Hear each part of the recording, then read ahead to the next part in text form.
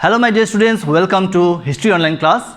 So today we'll be doing the continuation part of your fourth chapter, that is known as the Slave Dynasty. So if you have seen the previous video which I have uploaded in your group, you must have seen the introduction part about the Slave Dynasty, that how Qutbuddin Aibak was the founder of slave or the Mamluk dynasty, followed by his son-in-law known as Samsuddin Iltutmish, who is also regarded as one of the great leader, king, as well as the main founder given by the historians. So in today's class we'll be talking about the three kings under the slave dynasty whose reigning period we'll be seeing from the year of 1236 till 1286, and within these years there were three kings who played a very significant role in order to make their kingdom or their palaces to a very high peak, and what were the steps or the measures taken by those three kings. So first we'll start with Raja Sultana. Raja Sultana was the first Indian lady to achieve the success after being the king after his father's death, known as Samsuddin Iltutmish, because when Samsuddin Iltutmish died in the year of 1236 CE, he had got the youngest son known as Ruknuddin, but Ruknuddin was not so efficient, not so as good as his father Iltutmish, but it was an honor given by nobles and officers that they wanted Ruknuddin to be the next successor or king. But later on he proved to be an insuccessor, inefficient, and that ultimately led to the power given to Raja Sultana from the year of 1236 till 1240. So within the reigning period of just 4 years, she also wanted to maintain lots of administration, laws and orders. She wanted to change completely of the slave dynasty or of her kingdom, and even she had to go with lots of battles against her enemies or rebels.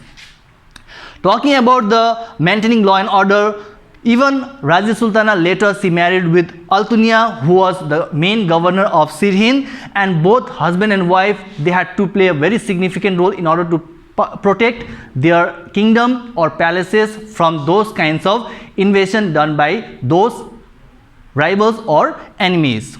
And later on we see the attack of Mongols being done in the year of 1240 CE in a place called Delhi, and that was also one of the turning point for the slave dynasty rulers, as they could not protect Delhi from the hand of Mongols under the leadership of Genghis Khan.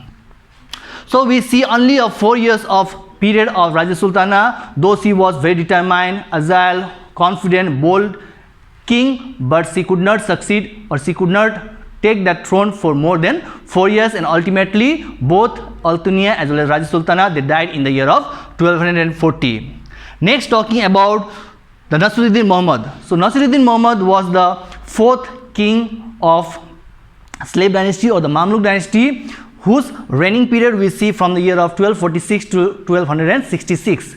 So within this 20 years, within these 2 decades, he also wanted to make a lots of achievement, lots of success by having expedition, by having conquest. But later on we see that he also had got his own father-in-law known as Ghiyasuddin Balban, who was given the post of prime minister, and how to maintain overall the kingdom in a very systematic order with all such kinds of laws and orders, maintaining all different sorts of ministerships, which could be very much helpful for the kingdom as well as for the kings as well as the ministers.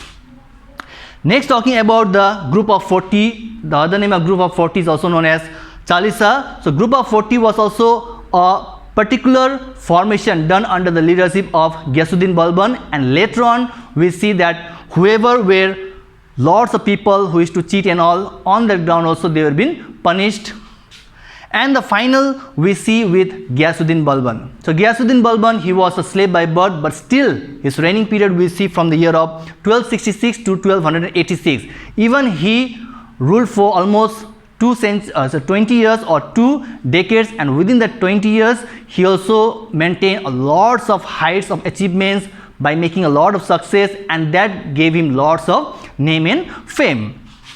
Talking about Balban, we see that what were exactly the measures taken by him in order to stay away from the Mongols, because Mongols under Genghis Khan, they were having a lots of confidence with their military system, and every time they used to invade whichever the areas, they used to get victorious. So that was their plus point, and just to stay away from the Mongols, even Balban, he took measures by constructing lots of forts, buildings, whichever were the old forts, how to repair those and make all the military or the soldiers there just to protect their kingdom. Next, talking about the blood and iron policy. So blood and iron policy is very much a scheme or a policy that was been introduced by Ghiyasuddin Balban. So it was actually a system that how if any of the soldiers or if any of the nobles, officers, or even the thieves or dacoits, if they were been found with lots of like a culprit, so they would be given as a punishment, and that was also a system used by Ghiyasuddin Balban. Next, talking about the Sijda. Sijda is also a form of thing that was been invented or that was been introduced by Balban just for a salutation of custom. That means whenever like a lots of king used to come in an empire to just to greet to the king with lots of ornaments, with lots of wealth, they didn't. Just they had to bow their head as a form of respect, kissing their forehead. So that was also a system used by Ghiyasuddin Balban. So after the end of Ghiyasuddin Balban, whoever were the kings or whoever were the rulers of Slave or the Mamluk dynasty, they were not so efficient or they did not have good knowledge about the administrative system, and later on slowly even there was a time how the downfall started for the Slave dynasty. And talking about the Tughril Beg also, who was the main ruler of Bengal, and later on he was also been killed by Balban, and Balban gave that Bengal area or province to see and to guide to his son known as Bughra Khan, and later on he was also given the post as a governor. And at the end we talk about his grandson, so grandson of Balban, so who is also known as Kaikubad, but he was not so efficient like his grandfather or his ancestor's grandfather, and that ultimately led to a total failure or the decline of Slave and Mamluk dynasty.